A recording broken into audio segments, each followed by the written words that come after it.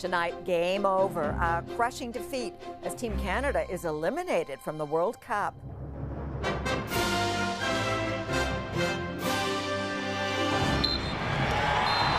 The harsh reality for the reigning Olympic champions. I think ultimately we just didn't play our game of soccer and we let Australia play theirs. The pain, the pride, and the road ahead. We're all living proof that anything can happen. Favorable winds bring some relief, but a wildfire still threatens a BC community. We saw the smoke coming over the mountain. The massive inferno on an unpredictable path. Plus, remembering the man who portrayed Pee Wee Herman. It was one of those things, like, you never were really sure what he was. The death of Paul Rubens, a colorful career marred by controversy. Bye.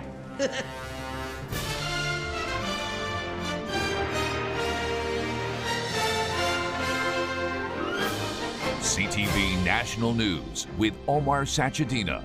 Reporting tonight, Sandy Ronaldo. Good evening. A shocking defeat has Canada leaving the World Cup of Soccer much sooner than expected. The final whistle saw players holding back tears. It is the first time defending Olympic champions have been kicked out in the first round, and it could also mark the end of an era for Canada's greatest player. CTV's Heather Wright now on the loss to Australia, which is hosting the tournament. Shot driven straight across goal by Hayley Raso. Facing elimination on home soil, Australia found the back of the net early and often. Catley scores to make it 4 for the hosts. Scoring 4 unanswered goals, eliminating Canada from the World Cup.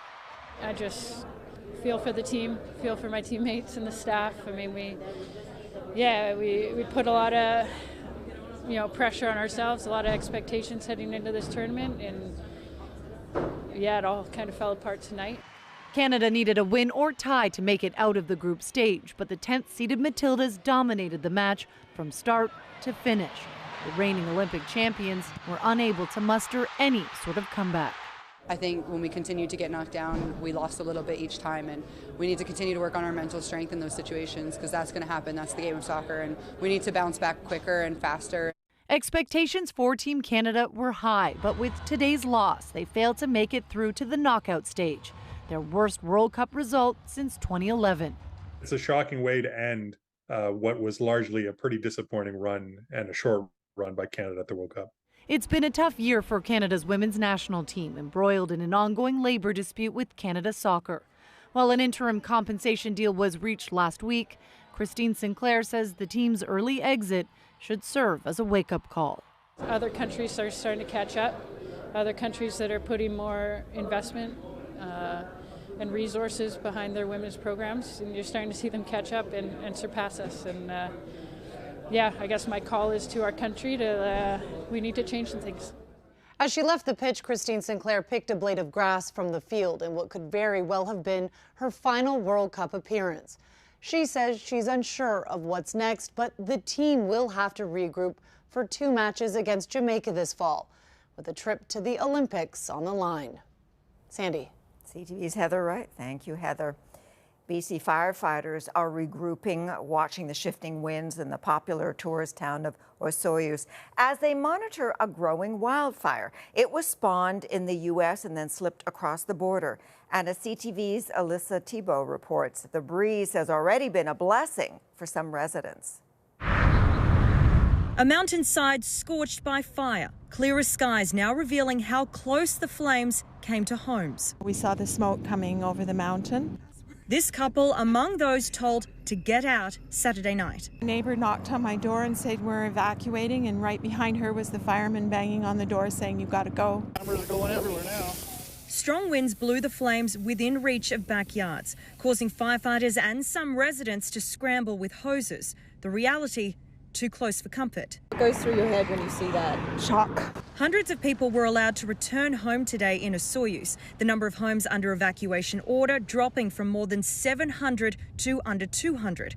But the whole town remains under evacuation alert, with the smouldering wildfire forming a backdrop for vacationers, and some visitors are staying away. We are having cancellations, not as many as we expected, but I think everyone in town is experiencing a little bit of that, people just being cautious. We're open for business. Everything is open. The Osoyoos mayor is hoping people will still enjoy the summer, but says everyone here needs to be aware of the situation. They need to be on alert. They need to know that things like this can happen quickly. More than 60 firefighting personnel are working round the clock, mainly focusing on the fire's eastern flank, and there remains a close eye on wind conditions. Weather can get into where it's hard to predict, especially having already variable winds in the area and the impacts that the topography might be having on those winds. And this firefighting effort is far from over. This fire continues to grow on both sides of the border, and it is still classified as out of control. Alyssa Tebow, CTV News, Osoyoos, BC. In Nova Scotia, the search for a teen who was swept away by rushing floodwaters last weekend is on hold for now. Deep pockets of water in the area are too risky for divers to explore. The murkiness of the water makes it just about impossible to see what it is that they're dealing with below the immediate surface of the water. RCMP are waiting for the remaining water to recede in order to resume the search. Last week, teams recovered 3 of the 4 bodies that went missing when 2 vehicles were carried off by floodwaters. Today, a funeral was held for one of them, 6-year-old Natalie Harnish, who was remembered as a shining light. Some hopeful signs in the ongoing labor dispute at BC ports. A new tentative deal was reached late last night between the union representing 7,400 port workers and their employers. There have been concerns and worries about how things were unfolding over the past days, but we now have a situation where there is another offer, there is another potential deal on the table. Details of the offer have not been made public, but workers have until Friday to hold a ratification vote. The breakthrough comes 3 days after members voted down another agreement. And if you notice the circular bandage on the Prime Minister's forehead at that event, his office says he bumped his head playing with his kids over the weekend. Well, it was supposed to be the future of transportation, an ambitious driverless light rail network which promised to save on travel time, big time. But just hours after opening in Montreal and during the busy morning commute, the REM hit a roadblock. CTV's Quebec Bureau Chief Geneviève Beauchemin now on the shaky start. First rush hour morning on the job, first service interruption. The REM, the new light rail train service linking Montreal's South Shore to the downtown core, froze in its tracks. Waiting, no announcement. Finally, one announcement. We're going to take a bus at Panama. The shutdown lasted over an hour. We had a team that got on the track itself to repair it. It was resolved. This after a weekend of celebrations. More than 120,000 people took a free ride to launch the REM, turning the new light rail service into a popular tourist attraction for the REM generation. It's the first time, it's the opening, it's so cool, and the kids are really happy about it. After 7 years of work, delays, and billions of dollars, many were ready to mark light rail transit as the future of commuting. It was fun. First, it's beautiful, it's fast. Only a fraction of the line is now up and running. It will eventually go to the airport and beyond. The journey is supposed to take half as long as it normally would in rush hour. This morning, though, it really wasn't the case. It took some commuters twice as long to get to work. In Ottawa, the problem-plagued light rail transit kicked off a 3rd week off the rails. An axle-bearing issue that halted the O train July 17th is now expected to take another 10 days to fix. At this point, I need to get a car. In the Montreal region, officials say this morning's bumpy ride is part of the transition period. It's really part of something big that happened in Montreal. We feel it. And while many say they're willing to look past the early roadblocks, they hope the REM will live up to its promise to be reliable, safe, and fast. Geneviève Beauchemin, CTV News, Montreal. There is renewed debate tonight over mandatory COVID vaccinations, with a military tribunal arguing the policy may have violated the Charter of Rights. Hundreds of members of the Canadian Armed Forces lost their jobs for refusing the shot, and many are taking the government to court. CTV's Judy Trin explains. More than 400 Canadian Forces members were fired or quit over the COVID-19 vaccine mandate. among them Dallas Flamond, a special ops sniper who refused to get the vaccine. My chain of command was told by our sergeant major that he wanted me out of our troop by the end of the week, which was a very drastic response. I'd never seen anything like it. Dozens of similar complaints were filed with the Military Grievances External Review Committee. The administrative tribunal found that the charter rights of some members were violated in the process of implementing the policy. The military's vaccine mandate was arbitrary, overly broad, and disproportionate, and that it had a permanent impact on their lives and livelihoods. It's a very significant step forward. Catherine Christensen says military brass bullied some members into getting the vaccine. She represents 350 soldiers and veterans who are suing the government. She now expects more to join after this finding. That is all abuse of power. But when you have hundreds of people coming forward and saying, this is what they have done to me, it has to be paid attention to. But constitutional experts say the committee's decision is unlikely to hold up in court. Charter challenges to vaccine mandates across several provinces have already been dismissed. What you do affects others' liberty and others' security of the person. And for that reason, they held that they could not say that they had been infringed so much that it was a violation of the charter rights. The recommendations by the Military Grievance Committee are not binding. The Canadian Forces has yet to decide if it will accept the findings. But under the National Defence Act, it is an offence for soldiers to refuse mandatory vaccination. Sandy. All right, Judy, thank you. A deadly day in Ukraine after Russian missiles rained down on Kherson and Kryvyi Rih, the hometown of President Volodymyr Zelensky. At least 10 people were killed and more than 100 were injured. The attacks hit a university building and destroyed an apartment block full of civilians. Rescue crews are still searching for those trapped in the rubble. The death toll from a suicide bombing in northwestern Pakistan has climbed to at least 54 people.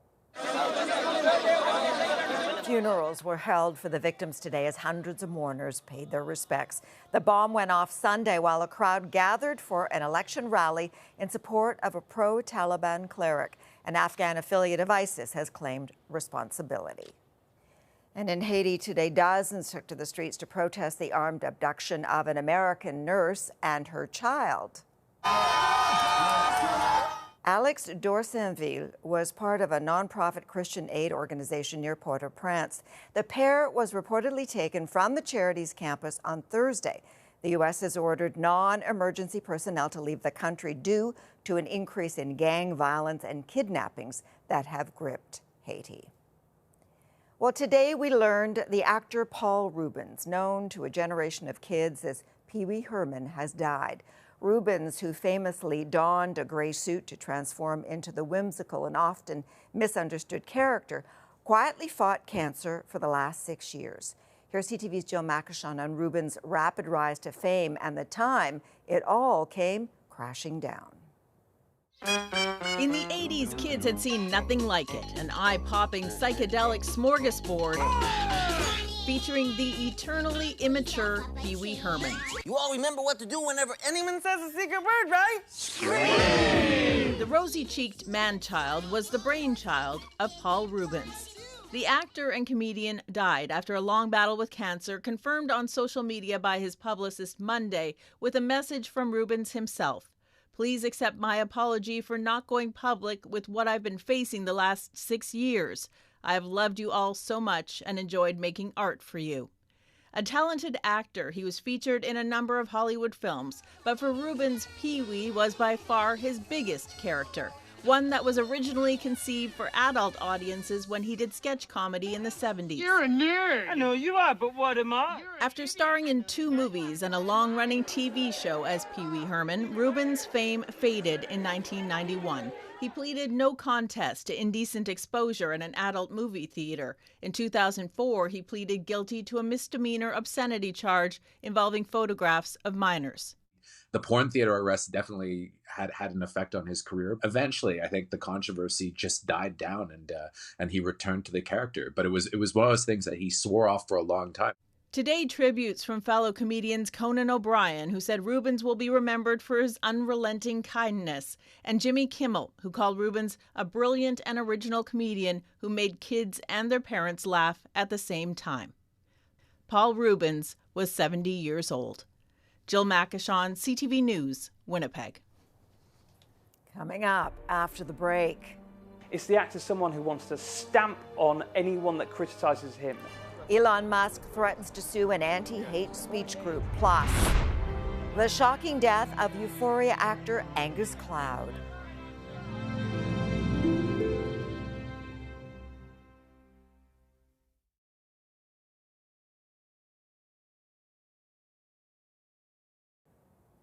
Police in Memphis today averted a potential mass shooting outside a Jewish school. Officials say the gunman fired shots at the building, then fled when he couldn't get inside. No one at the Hebrew Academy was injured. Police tracked the suspect down and shot him when he got out of a truck holding a gun. I personally truly believe that we have avoided a tragedy. I think this suspect was going to harm somebody before the day was over, and that our officers were able to intervene and protect the citizens. The man is in critical condition in hospital. An Idaho woman known as the Doomsday Mom will spend the rest of her days behind bars. Lori Vallow-Daybell showed no remorse after she was sentenced to life in prison without parole for killing her 2 children. No one was murdered in this case. I know for a fact that my children are happy and busy in the spirit world. Vallow-Daybell was also convicted of conspiring to kill her husband's former wife. During the trial, the 50-year-old claimed her children were zombies and she was a goddess in charge of ushering in the apocalypse. Well, just days after Elon Musk had a bright flashing X installed on the roof of the former headquarters of Twitter, the sign has been removed because of safety concerns. The X owner shared this video of the sign before it was taken down. Now, Musk's company is threatening to legally take down a nonprofit that tracks hate speech on the social platform. CTV's Adrian Cobriel explains. What began as a digital town square has morphed into a polarizing public platform. When Mr. Musk took over the platform, he sent up the bat signal saying racists, homophobes, misogynists, welcome back. The Center for Countering Digital Hate, also known as the CCDH, has released a report claiming that the company formerly known as Twitter has failed to rein in toxic tweets shared by users who are paying for a blue checkmark. Researchers for the organization collected posts promoting hate from 100 Twitter Blue subscribers and reported them to the company. After 4 days, the organization says Twitter had failed to act on 99% of the tweets. People were calling for LGBTQ plus people to be shot and killed. No action was taken. A lawyer representing Elon Musk's X Corporation wrote this letter, which states that the CCDH's report shares troubling and baseless claims that appear calculated to harm Twitter generally and its digital advertising business specifically. According to the social media company, 500 million posts are made each day on the site. One business professor believes the CCDH's sample size for their study is too small. Twitter probably is a more hateful place, but we just don't have really good evidence for this. And I don't think this study is conclusive on this point. I would like to see many more studies. Musk's lawyer is now threatening a lawsuit under a piece of U.S. legislation that covers trademark law. The CCDH's chief executive calls it a bogus legal threat by the billionaire. Mr. Musk appears to be saying that if you criticize him for things that everyone else is finding to be true about his platform, he will sue you. And that, frankly, is the act of a tyrant. It's not the act of someone that cares about society. Our emails to the social media site and its lawyers went unanswered today. The Center for Countering Digital Hate says it plans to continue its work on behalf of the public. Adrian Gabriel, CTV News, Toronto. Still ahead, an apparent act of road rage. Freeze, Bob! Yo! The shocking scene on a jam-packed Toronto street.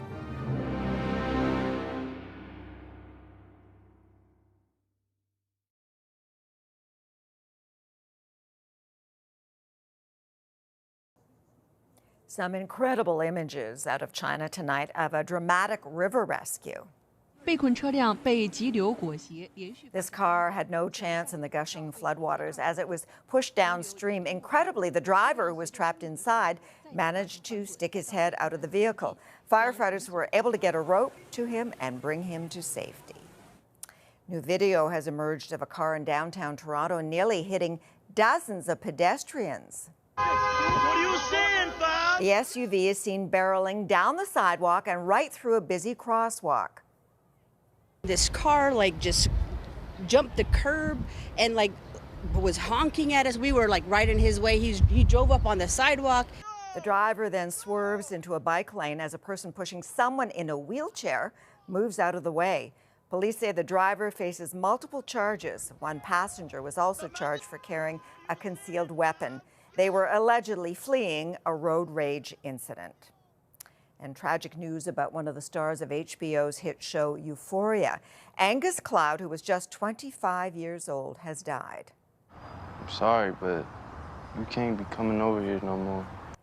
In a statement, Cloud's family says he was struggling after the loss of his father, whose funeral was last week, and that he was open about his own mental health issues. No cause of death has been revealed. After the break, Cardi B takes on a rude fan and faces retaliation.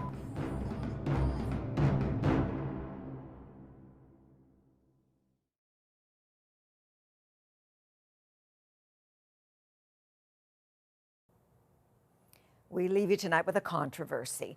Rapper Cardi B made it clear she doesn't like it like that after a fan threw liquid at her during a live weekend performance. The artist is the latest target in a trend that has singers dodging debris and their management teams debating changes to concerts.